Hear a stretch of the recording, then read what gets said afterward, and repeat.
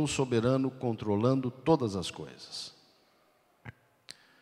Ele apresenta Jesus como sentado no trono, e esse Deus sentado no trono, ele anda no meio da igreja, ou seja, a igreja está nas mãos dele, a igreja é o candeeiro que ele segura, a igreja está nas mãos dele. Ele que vai desenrolar toda a vontade de Deus, capítulo 5, onde ele fala do livro, né, que está selado, que ninguém podia abrir, só o Cordeiro pode abrir. E o Cordeiro abre esse livro, então aí começa todo o desfecho da humanidade, com os selos, com as trombetas, né, anunciando todo o dilema da igreja.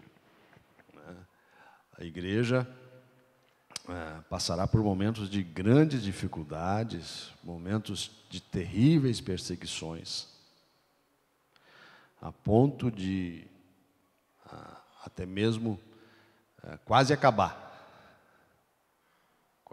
a igreja. Mas no meio de todas essas coisas, sempre está o Cordeiro de Deus, que vence todas as coisas. No final, ele guerreia contra todos aqueles que se opõem contra a igreja, o grande vencedor, esmaga a cabeça de Satanás, e aí ele entrega à igreja o seu reino. E é sobre esse reino completo que nós vamos estar conversando hoje. No capítulo 21, então, começa João a nos mostrar esse reino, logo depois do julgamento de Deus, capítulo 20, a derrota de Satanás, o juízo de Deus. Então Deus apresenta um novo céu e a nova terra. Veja no versículo 21, vi novo céu e nova terra. O que nós vamos ver daqui por diante é mais uma visão de João. Todo o livro de Apocalipse é baseado em visões que João tem. Oi? Não? Sendo uma visão, nós precisamos entender que o que vem ali necessariamente não deve ser interpretado de maneira literal. Assim como nós interpretamos os símbolos do Apocalipse conforme a sua mensagem, conforme o seu conteúdo, também os capítulos 21 e 22 devem ser da mesma ideia. Porque às vezes tem pessoas que interpretam o livro de Apocalipse até o capítulo 20 de uma maneira e acha que o céu vai ser exatamente do jeito que está aí. Necessariamente não vai ser desta maneira. O que nós precisamos entender é o conteúdo, né? Exatamente o conteúdo, tá? Mas o céu vai ter ruas de ouro. Pode ser que tenha mesmo, mas se você chegar lá e não ter rua de ouro, não se assuste, tá? Porque o que importa não é a rua de ouro, o que importa é o que ela simboliza. Esse sim, com certeza vai estar, nós vamos encontrar. Mas os detalhes literais, nós não podemos nos prender a isso, porque não é isso o que é o céu. O céu é o que está contido na figura, na imagem. Certo? Deu para entender? Nenhuma confusão sobre isso? Tá? Então, vamos começar. Vi novo céu e nova terra, né? O que nós vemos nesse primeiro versículo, no capítulo 21, vai nos retratar ao primeiro versículo do livro de quê? Gênesis. Na verdade, aqui, os capítulos 21 e 22 do Apocalipse, eles são o que a gente pode falar do novo Gênesis, né? De uma nova visão do Gênesis. Então veja que o primeiro capítulo de Gênesis, capítulo 1, versículo 1 diz o quê? No princípio criou Deus os céus e a terra. Né? Aqui João diz que ele viu um novo céu e uma nova terra. Tá? Essa palavra novo aqui, ela é interessante, porque no original existem duas palavrinhas para novo. Uma palavrinha é aquela que diz que o novo é aquilo que nunca existiu e que passou a existir. Ele não existia, mas ele passou a existir. Por exemplo, vamos dizer assim, um avião. O avião até 1850 não existia. Mas a partir de 1912, 13, ele passou a existir. Então, ele é uma nova meio de transporte, uma nova máquina, né? Então, existe novo nesse sentido. Ele não existia e ele passou a existir. Não necessariamente o novo daquele que Deus fez do nada. Certo?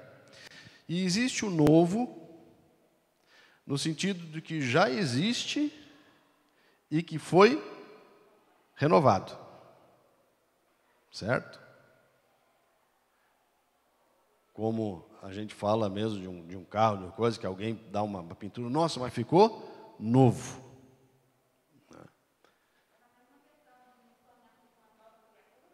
E se torna de novo, é renovado, é reformulado. Quando se fala aqui novo céu e nova terra, o novo aqui é esse segundo sentido, do que já havia e que foi renovado. Certo? Que havia e que já foi renovado. Então, aquilo que Deus tem preparado para nós é a grandeza da sua criação renovada. Certo? Deus fazendo nova todas as coisas. Novo céu e nova terra.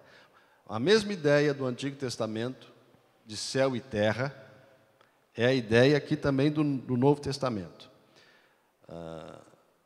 Os pensadores judeus, o hebraico, ele não conhece a palavra universo, que é a palavra que fala, que junta tudo que existe no mundo.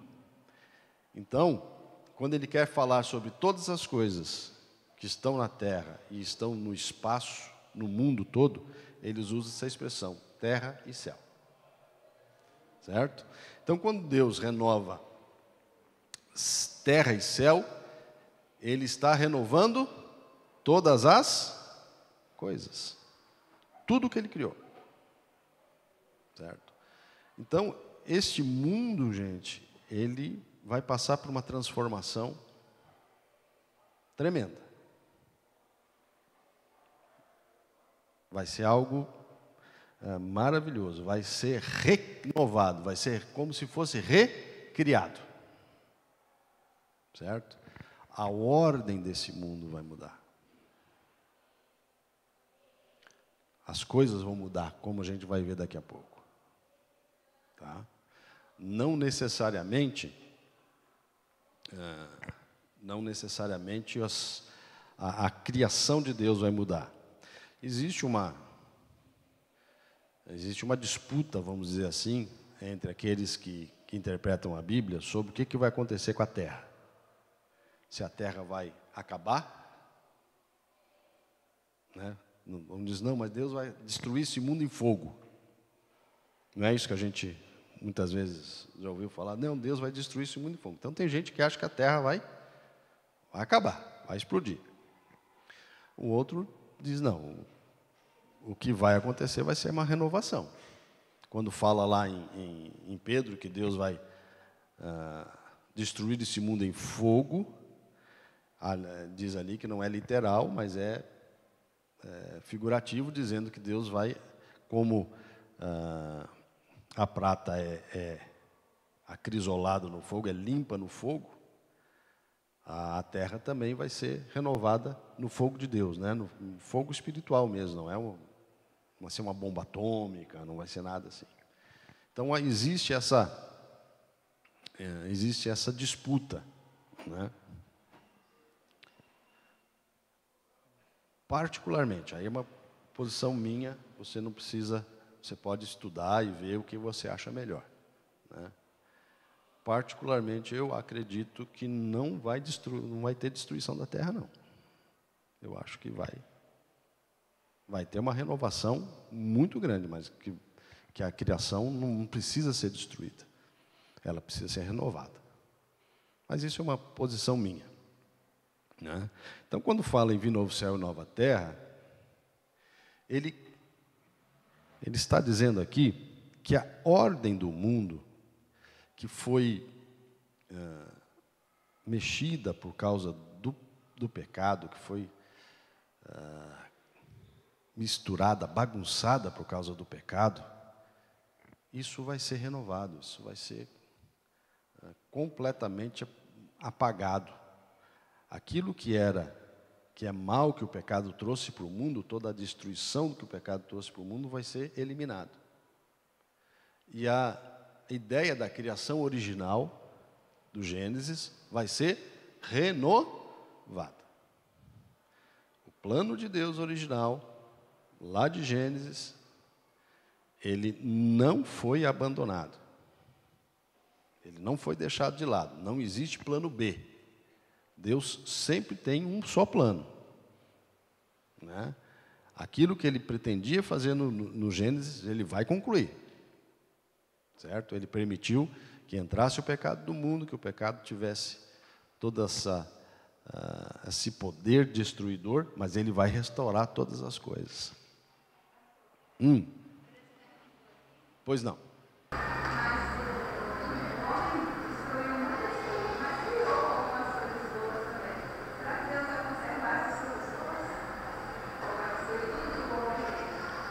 Não.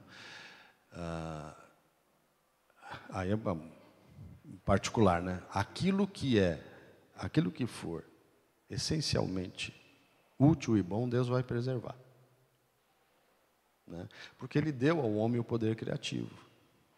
Ele disse para o homem: olha, você vai ser meu vice-gerente aqui na terra, você vai dominar sobre os peixes do mar, sobre as aves dos céus, tudo, né?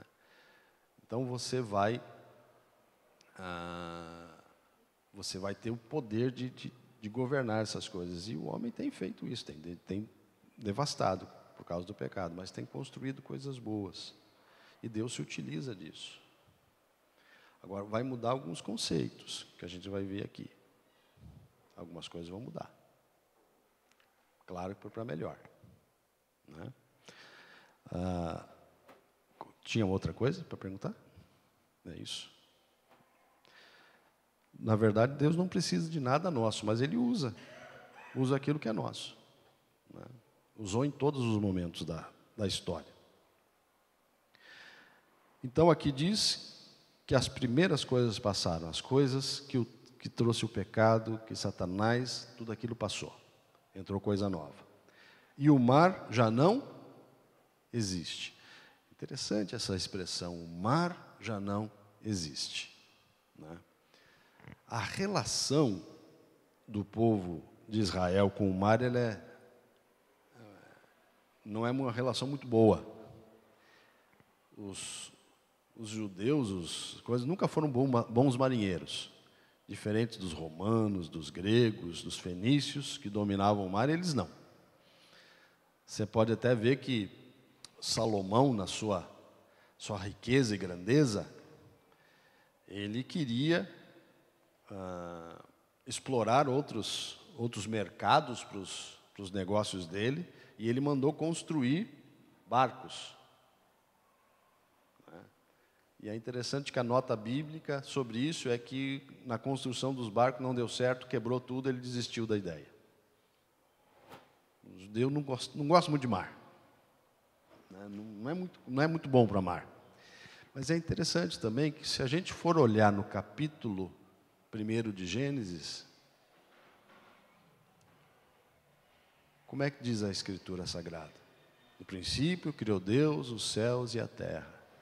A terra era sem forma e vazia, e o Espírito de Deus pairava por sobre as águas. A terra inicialmente era o grande mar primordial. Depois é que Deus foi dizendo, apareça a parte seca, apareça a parte isso. O mar, dentro da visão hebraica, o mar é sinônimo de caos. O mar é sinônimo de caos. É sinônimo de coisa que não está certa. Você pode até ver que muitas vezes os autores bíblicos, quando querem falar de grande tribulação, eles dizem assim, é como que as águas que passam sobre mim. Como se ele estivesse se afogando na água. Né? Muitas vezes, a gente pode perceber que eles viam no mar algo que não era bom. Por isso que o autor do Apocalipse diz, o mar já não existe. E lembrar que ele também estava numa ilha, né? João estava numa ilha. Uma ilha, você sabe, que é um pedaço de terra cercado por água, né? Por mar de todos os lados. Então, o que ele via no horizonte? Só água. Só água. Não podia sair de lá. Então, para ele também era uma visão de separação, de empecilho, de falta de liberdade.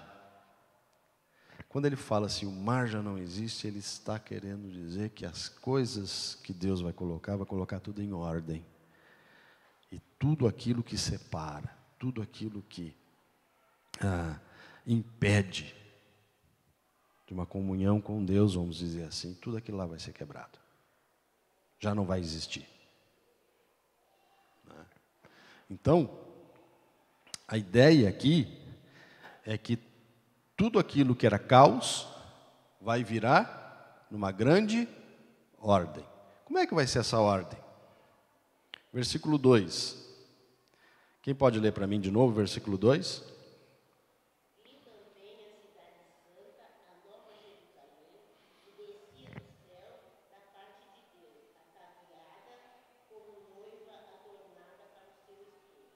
Muito bem. Vocês já pararam para ver os detalhes desse versículo? Vamos pensar nesse versículo aqui. De que ele está falando? De quem? Nova Jerusalém. Legal. Nova Jerusalém, é isso mesmo. A Nova Jerusalém. O que é Jerusalém? A cidade santa. Legal. Agora, veja como o que nós temos aí são figuras. Né? Agora, pensa na Jerusalém descendo do céu.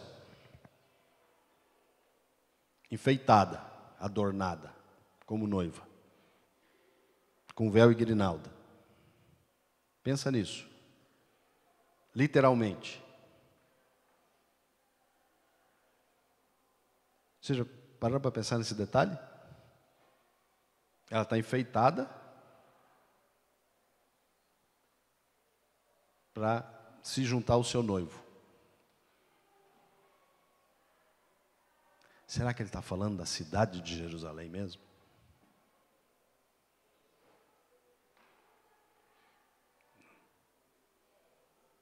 Está falando de quem? Sim, ele está falando da igreja. É a gente. Ele não está falando de pessoa, não está falando de uma cidade. Não é lógico isso. Né?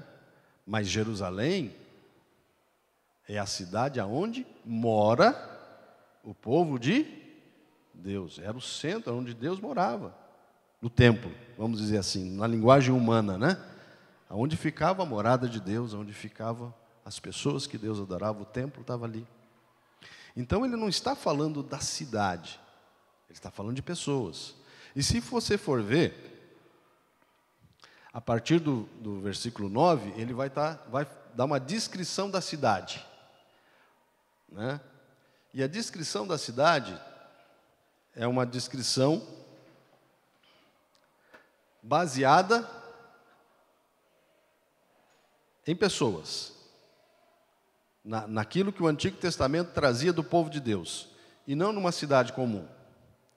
Dá uma olhadinha aqui, versículo 9. Então veio um dos 7 anjos que tem as 7 taças cheias dos últimos 7 flagelos, e falou comigo dizendo: vem, mostrar-te-ei a noiva, a esposa do Cordeiro.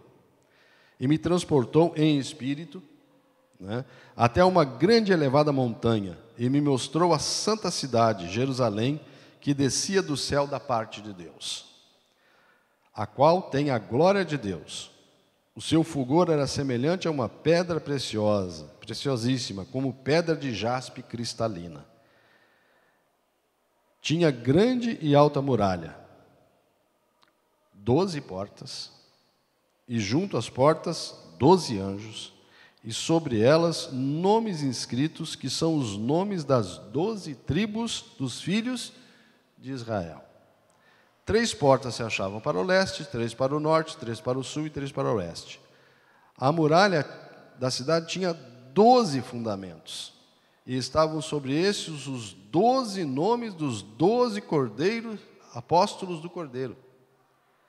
Aquele que falava comigo tinha por medida uma vara de ouro para medir a cidade, as suas portas e as suas muralhas. A cidade é quadrangular, de comprimento e largura iguais. E mediu a cidade com a vara até 12.000 estádios. O seu comprimento, largura e altura são iguais. Mediu também a sua muralha, 144 côvados, medida de homem, isto é, de anjo. Vamos parar por aqui? E vocês vão notar que toda a cidade está baseada no 12 e nos seus múltiplos. Certo? Quantos eram as tribos de Israel? 12. Quantos eram os apóstolos de Cristo? 12. Todo o Apocalipse trabalha com esse número 12, 12, 12, 12. E toda vez que ele trabalha com esse número 12, ou seus múltiplos, ele está falando do povo de Deus. 144.000. Lembra disso? Quanto é que tinha aqui o muro da muralha? 144 côvados.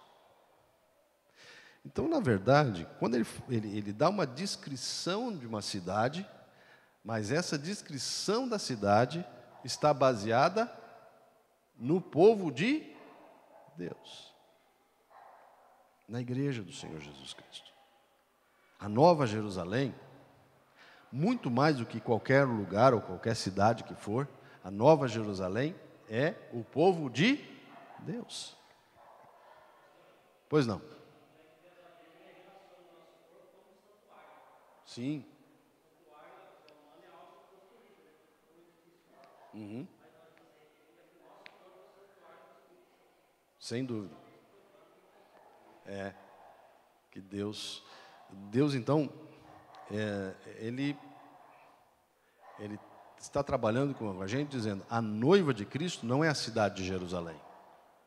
Alguns dizem que é a cidade santa, Jerusalém, lutam pelo Jerusalém aí, como se fosse a cidade santa. Não. Jerusalém foi muito importante, uma cidade boa, eu tenho uma vontade enorme de conhecer. Se eu puder ainda, Deus me der vida e dinheiro. Tem que ter dinheiro também, né? Não adianta só a vida, né? Ter vida e dinheiro, eu vou conhecer Jerusalém. Né? Mas não é ali que é a atenção de Deus. A atenção especial de Deus está para a sua igreja, que somos nós.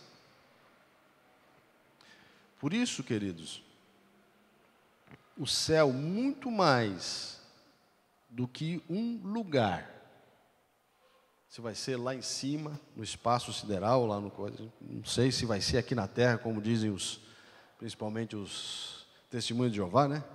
O testemunho de Jeová diz que o céu vai ser aqui. Onde for. Muito mais importante do que ser aqui, ser lá ou acolá, é que o céu é o lugar onde estará Deus com a sua igreja. E a igreja vai estar adornada. O que é adornada? Enfeitada, né? Mas muito mais do que enfeitada. Porque eu posso simplesmente me enfeitar. A ideia aqui de adorno é que a noiva está preparada. Lembram da história que Jesus contou das virgens nécias e prudentes? A ideia aqui é essa, que assim como aquelas virgens prudentes estavam prontas para o casamento, a igreja aqui está preparada. A igreja está pronta. Tudo que tinha que passar já passou. Todas as provações, todas as dificuldades, agora está renovada. Né? Agora ela está pronta para casar com o noivo. E quem é o noivo? O Cordeiro, né? Cristo Jesus é o noivo. Voltando aqui para o texto. Versículo 2: Vi também a cidade santa, Nova Jerusalém, que descia do céu da parte de Deus, ataviada como noiva, adornada para o seu esposo. Então nós aprendemos aqui que na visão de João, a cidade santa, muito mais do que representar uma cidade mesmo, ela representa o povo de Deus, na sua nova relação com o Senhor. E veja, o versículo 3 diz aqui: Então ouvi grande voz vinda do trono, dizendo: Eis o tabernáculo de Deus com os homens. Deus habitará com eles. Eles serão povos de Deus, e Deus mesmo estará com eles. Essa voz veio da onde? Da onde veio essa voz? Então ouvi grande voz vinda da terra, da árvore, vinda do trono, vinda do trono de Deus, o soberano de todas as coisas, o rei do mundo, o rei do universo é que está dizendo isso. Não é voz do anjo, não é voz de João, é voz de Deus. E o que está dizendo essa voz de Deus? Eis o tabernáculo de Deus com os homens. O que é tabernáculo? Quem lembra? O que lembra a vocês tabernáculo?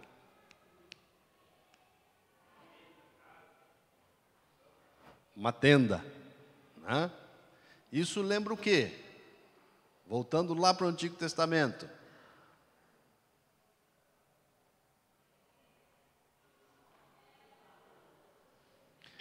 Vamos relembrar? Quando Deus tirou o povo de Israel do deserto, do Egito, e foi lá no deserto, Ele deu ordens para Moisés. Uma dessas ordens é para que ele construísse uma tenda enorme, uma tenda grande, que foi chamada de tabernáculo.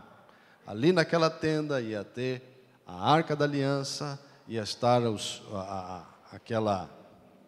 eu esqueci como é que é o nome daquele luzeiro lá, ia a candeeiro, ia estar os pães da preposição, né? E ali a nuvem e a glória de Deus cobria aquele candelabro, aquela tenda. Quando baixava a glória de Deus, a luz do Senhor, naquele candelabro, o povo parava e ficava um tempo ali. Depois que a glória se levantava do tabernáculo, o povo andava. Aquela tenda chamada tabernáculo era o sinal da presença de Deus no meio do povo. Depois, Salomão construiu o templo, o tabernáculo deixou de existir, e o templo passou a ser o sinal da presença de Deus com o seu povo. Então diz: eis o tabernáculo de Deus com os homens. Quando fala em tabernáculo, está dizendo assim, olha, Deus agora está habitando no meio do seu povo. A promessa de Deus é que Ele vai estar presente de uma maneira muito notória conosco nos céus. Tá? Deus habitará com eles. Deus vai morar com a gente. Uma experiência passageira, mais gloriosa, foi com a vinda de Jesus. Deus estava aqui habitando com a gente. Jesus estava ali. Já pensou uma coisa dessa? Deus estava ali no meio do povo. Aliás, o Evangelho de João, capítulo 1, versículo 14, diz: e o Verbo se fez carne e habitou entre nós, cheio de graça e de verdade, e vimos a sua glória, glória como do unigênito do Pai.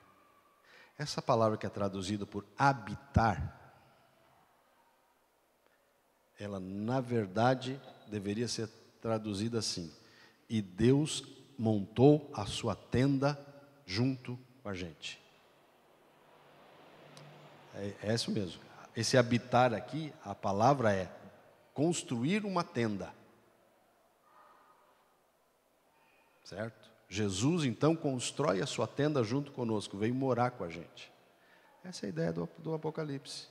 Eis o tabernáculo de Deus com os homens. Deus montou a sua tenda junto de nós. O céu é isso, gente. O céu é a presença de Deus sempre com a gente. Muito mais notória do que nós temos hoje. Muito mais forte do que nós temos hoje.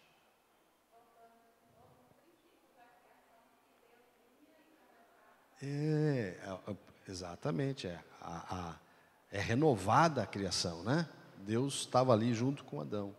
Só que agora, a promessa é talvez muito mais forte do que a gente viria lá com Adão. A gente não tem detalhes de como era, né?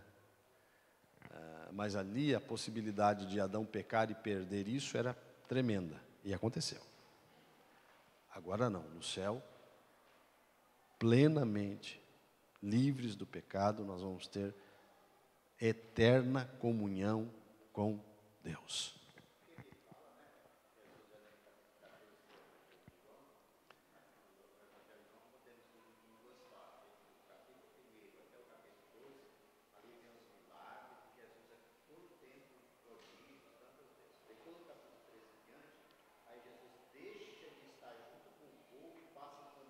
Só com os discípulos. Aí ele vai revelar, ó, vai mais fácil para vocês isso, Pedro vai negar, Judas vai trair, um monte de coisa. Aí no capítulo 14, quando eles estão atemorizados, ele disse: eu vou embora, vocês vão ficar. Ele disse: mas eu volto Volto para o céu. Sim. para que onde eu esteja, vocês Estejam com a gente. Exatamente. pode juntar isso aí com isso aqui, diz, ó, Jesus vai buscar a sua igreja. Vai estar buscando. Sim. Isso. Isso. Deus mesmo está com eles, né? Há uma coisa, versículo 22 do capítulo 21 vai mostrar bem essa parte mesmo. Nela não vi santuário. Não tem templo. Nessa cidade, não tem templo. Porque o seu santuário é o Senhor, o Deus Todo-Poderoso e o Cordeiro. No céu não vai precisar ter esses símbolos que nós temos hoje. Nós vamos ter a presença de Deus mesmo. Presente ali. Paulo nos revela uma coisa que é muito interessante. E João também fala isso. Nós veremos Cristo face a face. Nós veremos Jesus face a face. Que coisa maravilhosa. Né?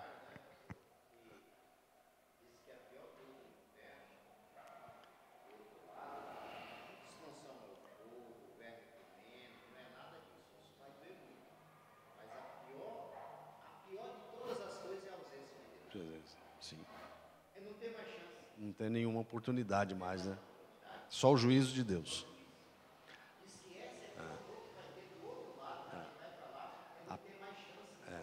Exatamente.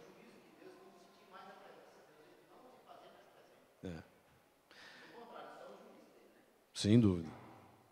Então, nós vamos poder ver Deus em Cristo Jesus. Né? Não existe nenhuma menção na Escritura Sagrada que a gente vai ver Deus Pai e Deus Espírito Santo. Não existe essa menção. Jesus existe.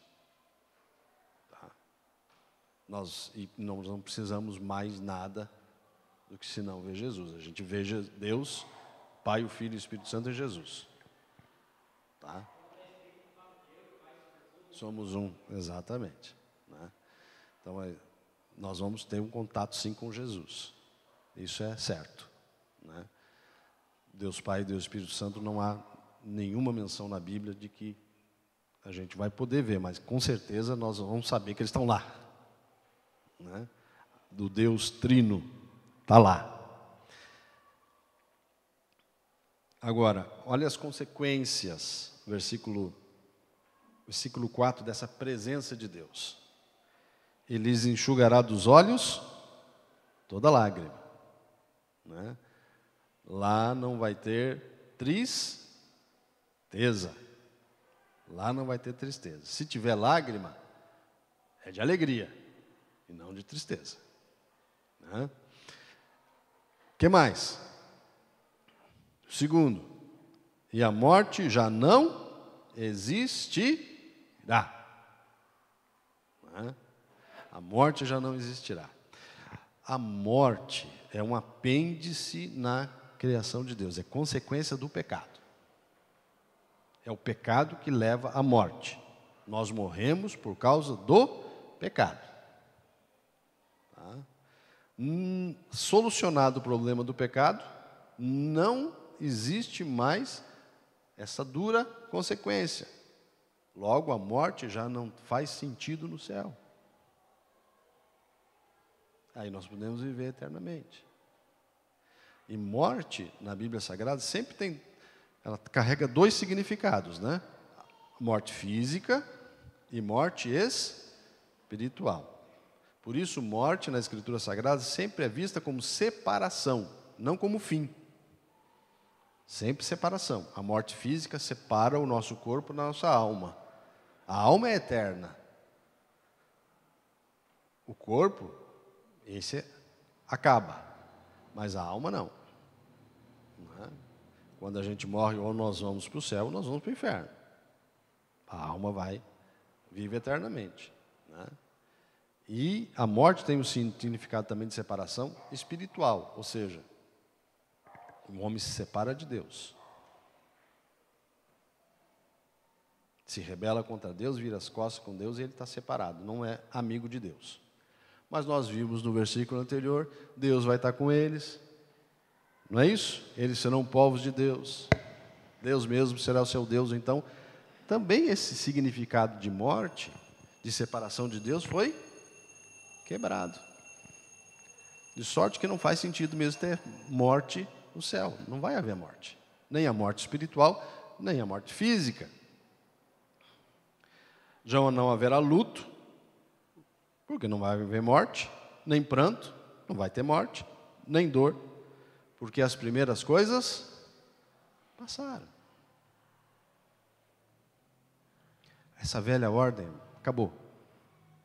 O mundo como a gente conhece, mau, terrível, duro, dominado por Satanás, preso ao pecado, isso aí acabou, gente. Nós somos livres agora em Cristo Jesus, né? Eles serão, versículo 3, eles serão povos de Deus e Deus mesmo estará com eles. A presença de Deus é libertadora. Liberta de tudo que é mal que esse mundo traz para a gente. E nesse mundo a gente está sujeito a todos os tipos de provação, de tentação, de tristezas, de amarguras, todos os tipos. E nós, como cristãos, não estamos isentos desse tipo de sofrimento, não. Tá? Mas lá no céu a gente vai ter a presença de Deus. Versículo 5, é interessante isso.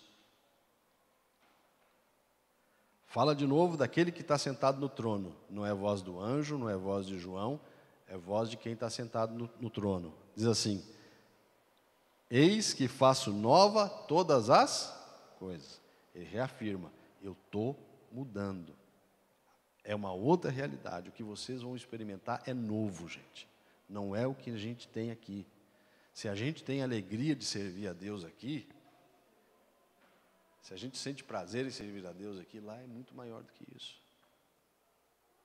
A gente já tem essa alegria, mas lá vai ser muito melhor, vai ser muito mais gostoso. Se é bom a gente estar com os irmãos aqui, imagina lá no céu, as coisas vão ser muito melhores, as coisas são novas, vão se renovar. E lá vai ter uma grande vantagem. Aqui a gente se decepciona com os irmãos. A gente às vezes, né? Acontece alguma coisa, lá no céu não vai ter nada disso. Lá no céu não vai ter fofoca. Lá no céu não vai ter esses olhares assim meio, você, hein? É verdade, lá no céu não vai ter nada disso, vai ter uma convivência boa. Essas coisas são daqui da terra. Lá no céu a convivência vai ser boa, lembrar que a Nova Jerusalém somos nós. O céu é a gente estar com Jesus. Esse é céu. E ele diz assim: escreve, porque essas palavras são fiéis e verdadeiras. É interessante, a gente não precisa duvidar de Deus. Deus não mente, não é verdade? Mas quando Deus quer frisar alguma coisa, ele faz isso. Escreve, porque essas palavras são fiéis e verdadeiras. Ele nem precisava fazer isso, mas ele deixa isso como uma certeza, uma segurança para a gente. Você pode ter dúvida de qualquer coisa na sua vida.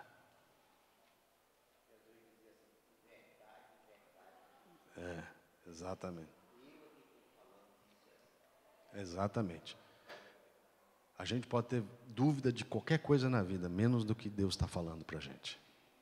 Você pode ter dúvida se você vai continuar no seu emprego, você vai ter dúvida, pode ter dúvida aí se seu filho vai ser bem sucedido na vida, você pode ter dúvida se você vai continuar morando na sua casa, ou se vai mudar para outro lugar, você pode duvidar de qualquer coisa. Mas aqui o que diz a palavra de Deus, você pode ter plena convicção. Essas palavras são fiéis e verdadeiras. Fiéis. Fidelidade e verdade. 2 atributos que Deus não abre mão. Tá? Então, a experiência do céu é uma verdade absoluta. Tem muita gente que não acredita nisso. Se você for conversar com muitas pessoas, muitas são materialistas. Morreu, acabou, esse negócio de céu é bobagem. Como dizia Karl Marx, a religião é o ópio do povo. Ópio você sabe o que é, né? O ópio é uma florzinha, uma planta, especialmente cultivada na China, que ela é uma espécie de uma droga. Ela deixa a pessoa alucinada, né? É usada para antigamente usada para alguns tratamentos, principalmente para aliviar a dor. Tipo cocaína, essas coisas assim, né? Então, as pessoas bebiam ópio e ficavam assim, alucinadas, dormentes. Karl Marx dizia que a religião, ela adormece a consciência da pessoa. Que a pessoa vê a injustiça e fica calada, essas coisas assim, sabe? Mas não é verdade. A Escritura Sagrada é fiel e verdadeira. Creia mesmo nisso. Pode esperar por isso. Por mais difícil que seja a nossa luta aqui, espera, porque o que Deus diz vai se cumprir. E para a gente concluir que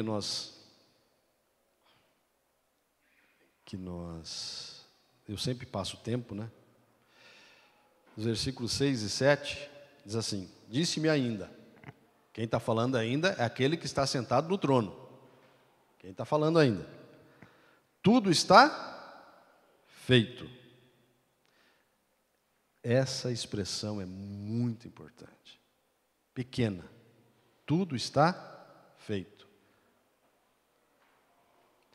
Quando é que você fala isso? Está tudo feito? Quando acabou. Quando a obra está pronta. Aí está feito. Né? Quando Jesus morreu, lá na cruz, a última palavra dele foi: está consumado, está tudo feito. Aí ele morreu. A obra dele acabou. Veja que Deus está dizendo: está tudo feito. Mas espera aí. Está tudo feito?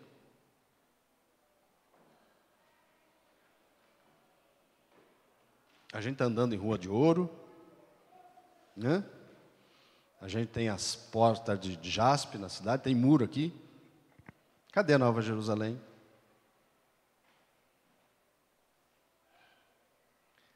Ele não falou que as palavras dele são fiéis e verdadeiras ali? E aqui ele diz: está tudo feito. Qual é o sentido disso? Está tudo já no controle de Deus. Está tudo determinado. É tão certo que isso vai acontecer, mas é tão certo que Deus já disse: está tudo feito. Ele não diz assim: ah, eu ainda vou fazer. Isso vai acontecer. É interessante que no começo de Apocalipse, ele diz assim: a visão do Senhor Jesus Cristo das coisas que em breve virão acontecer. Ou seja, as coisas que irão acontecer ainda vai ser futuro. Mas quando ele fala nesse capítulo, ele não fala no futuro, ele fala no presente. Porque isso é certo. Isso já está realizado, né? No propósito de Deus. Pois não. Nós não chegamos, mas está certo, está lá. Pois não, querido.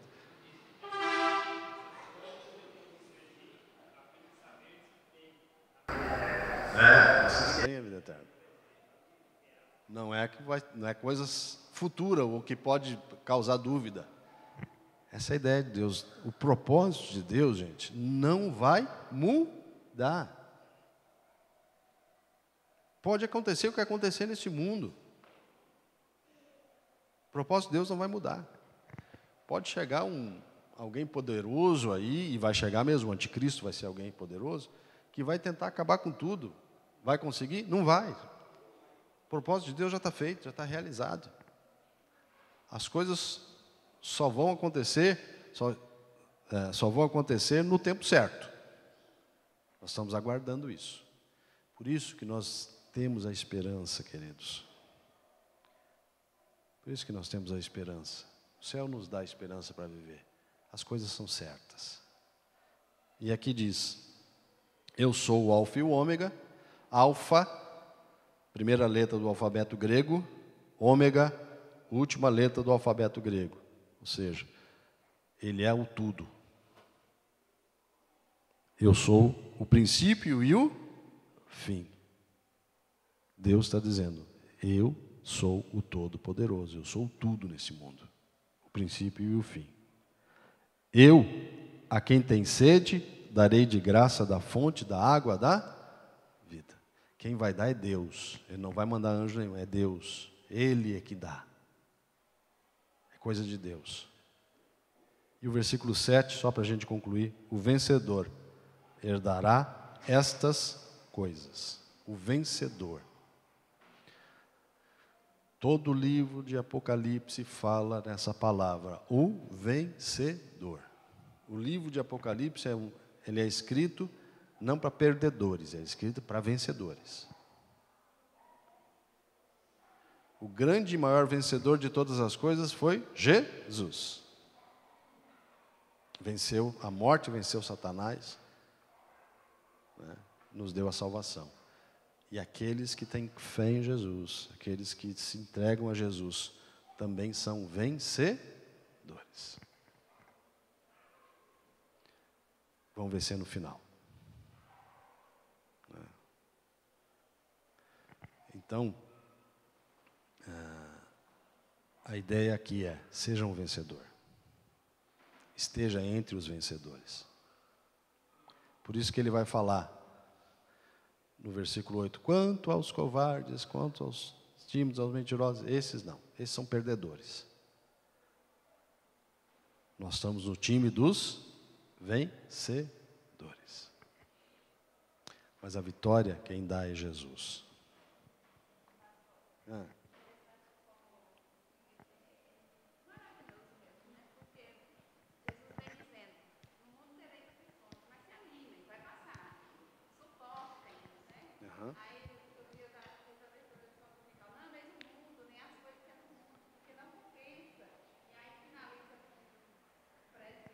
Palavra de Deus, né?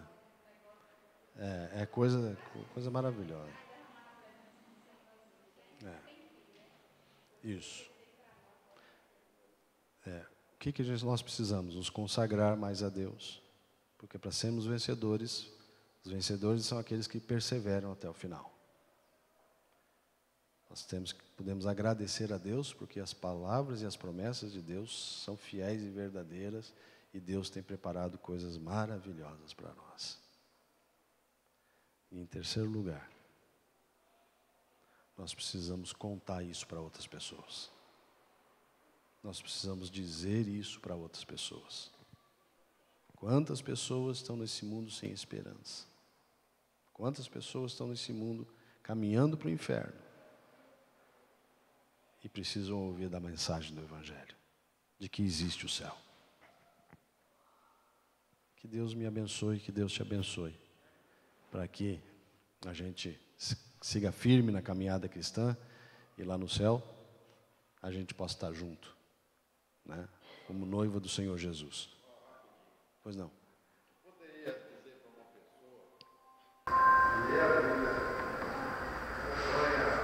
conforme fazer a palavra de Deus, a gosta,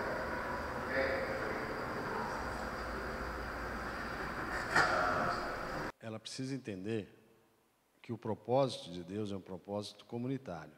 Você pode ver aí, veja que ele fala de povo de Deus, ele fala de igreja, de pessoas, né?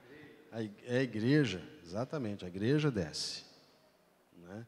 A igreja é do céu, é outra coisa que eu esqueci de dizer, né? A igreja é do céu, não é da terra, a igreja é do céu, né? A igreja não é a instituição da terra, a igreja é a instituição do céu. E a Bíblia diz, não deixe de congregar. A vontade de Deus é que a gente esteja junto, mesmo que seja difícil. A gente tem que estar junto. Deus, quando cria a igreja, Ele faz na intenção da gente estar vivendo em comunidade, com todas as dificuldades que tem. Nós somos o corpo, como falou. Nós somos o corpo de Cristo. E o corpo não pode estar separado.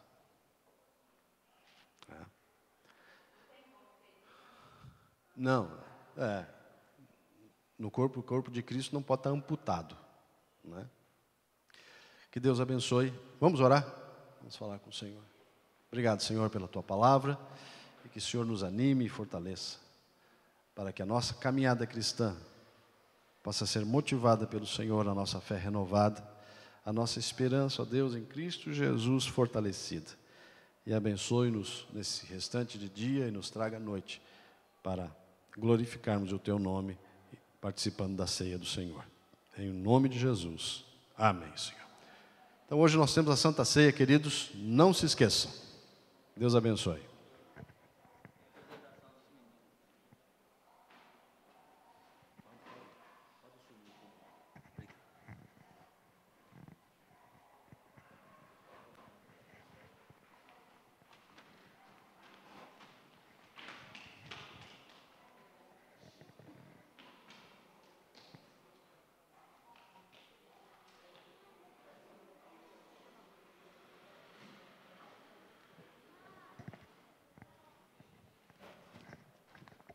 Bom dia, irmãos.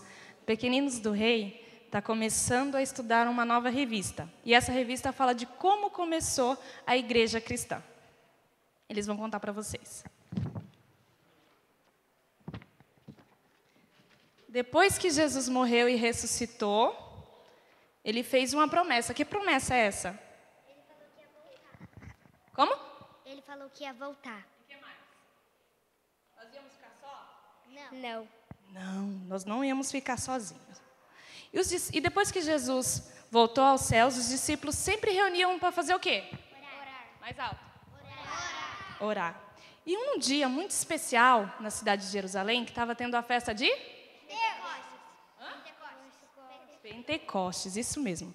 Os discípulos estavam reunidos e algo aconteceu. O que aconteceu? Subiram línguas de fogo em cima deles. Isso, teve um vento muito forte e eles viram que tinham fogos, tipo umas línguas de fogos em cima da cabeça deles, né? E naquele momento, o que aconteceu? Eles ficaram cheios do quê? Outras línguas, né? Ficaram cheios do Espírito Santo. E as pessoas que estavam na festa, escutou aquele barulho e foram correndo ver, né, o que estava acontecendo. E naquele momento, o que aconteceu? Quando aquelas pessoas foram lá ver, o que Pedro estava pregando a palavra de Deus.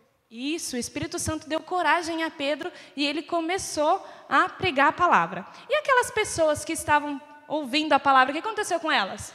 Elas começaram a acreditar em Jesus. Isso, creram que Jesus é o Salvador, né? E assim, naquele dia maravilhoso, começou a nossa igreja cristã. Mas assim como começou a igreja cristã lá atrás, eles também viram rapidamente como começou a nossa igreja. Em 1926, veio de Campinas para Ilhas Fausto um homem chamado? Otávio Pacheco de Lima, né? Um presbítero chamado Otávio Pacheco de Lima. E ele ficou sabendo que aqui na cidade havia alguns cristãos, correto? E ele entrou em contato com uma mulher. Como era o nome dessa mulher? Uma professora. Benedita? Isso, uma professora Benedita e sua família. Então, ele entrou em contato com a professora Benedita, sua família, e também conseguiu contato com outros cristãos. E eles juntos decidiram fazer o quê? Isso, fazer um trabalho evangelístico aqui na cidade, né? E o tempo foi passando, não dá para ver a foto, mas é aqui na igreja pequena. O tempo foi passando seminaristas, evangelistas, e a palavra de Deus atingiu tantas pessoas que essa igrejinha estava ficando pequena. E eles decidiram fazer o quê? Isso, e depois nós decidimos fazer uma igreja maior, que é esse tempo que nós estamos, né? E nós, como membros dessa igreja, o que nós temos que fazer? Pregar? A palavra. Até que atinjam mais pessoas, até que essa igreja fica pequena. Então, mostre aí o cartaz de vocês. O que está escrito? Levanta. A igreja é a família de Deus e nós fazemos parte dessa família. Então, eles também fazem parte dessa família e eles têm o compromisso também de levar a palavra de Deus aonde eles forem. Amém? Vamos falar nosso versículo? Só precisa achar. Mas vocês sabem de cor. Vai.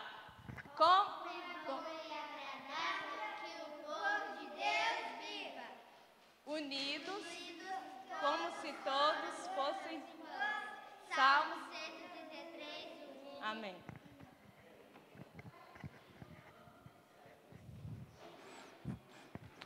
Parece até que os pequenos completou a pergunta do irmão Lázaro, aquilo que o pastor acabou de falar, que nós devemos viver em comunidade, como igreja, como corpo de Cristo, e aqui como família. Nós somos parte da família de Deus.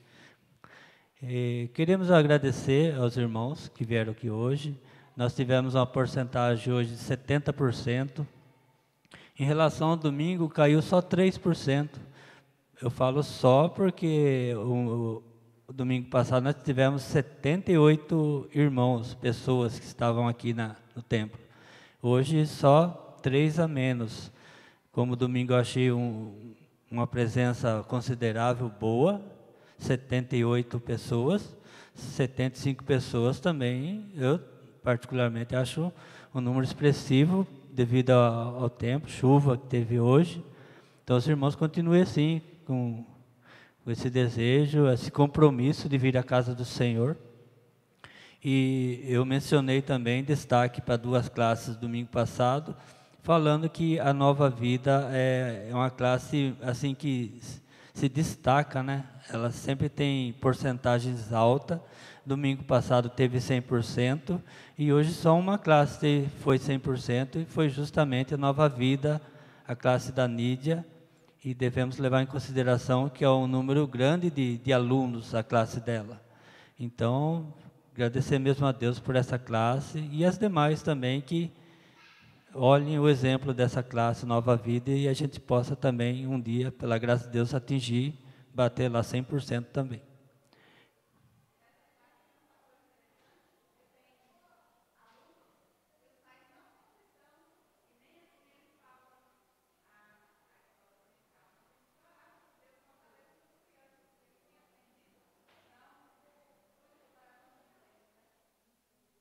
Verdade, isso aí mesmo. Por isso que eu fiz questão de mencionar que eles são os exemplos a serem seguidos, que Deus conserve eles assim, e a gente possa ser despertado mesmo a chamar, a convidar aqueles que fazem parte da escola e não estiveram aqui hoje, falar que fazem falta e que é bom estarmos lá, porque não devemos deixar de congregar como é costume de alguns, como diz a palavra, né? Vamos colocar em pé. Eu vou pedir ao pastor Flávio, eu sei que ele já orou, mas estava no meu desejo de pedir para ele fazer a oração final. Vou passar o microfone, ele vai nos despedir para a noite também, que tem a Santa Ceia, não esqueça. Oremos. Bondoso Deus e Pai, obrigado pelo que estudamos na Tua Palavra, tanto as crianças como os jovens e adultos, porque sabemos que a Palavra do Senhor permanece para sempre. E a Tua Palavra é que nos fortalece. Por isso, nos despeça em paz para os nossos lares, para que tenhamos um bom dia vividos na Tua presença, e que retornemos à noite, ó Deus, com alegria no coração, para servirmos ao Senhor e termos comunhão uns com os outros. Que aqueles, ó Deus, que não puderam estar nesta manhã, possam estar à noite, para que tenhamos um culto, ó Deus, que agrade ao Senhor. Ó Pai amado, entregamos então esse dia nas Tuas mãos, em nome de Jesus, nosso bendito Salvador. Amém, Senhor. Irmãos, podem sentar até a noite, se Deus permitir.